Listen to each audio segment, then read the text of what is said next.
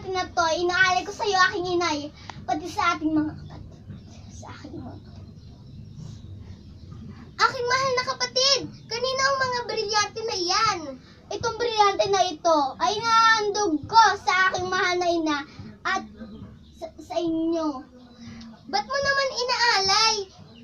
Andyan naman ang mga madrasta.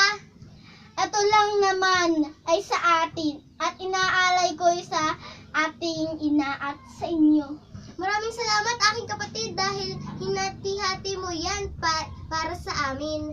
Hindi ko ito ibibigay sa iba dahil sa inyo ko ito inaalay. Maraming salamat aking mahal na kapatid. Umupo ka at kunin mo ang brilyante na dapat sa iyo. Maraming salamat aking mahal na kapatid. Salamat. Umupo ka muna. At may sasabihin lang naman ako sa'yo. Hintayin mo ako dyan at may kukunin na ako.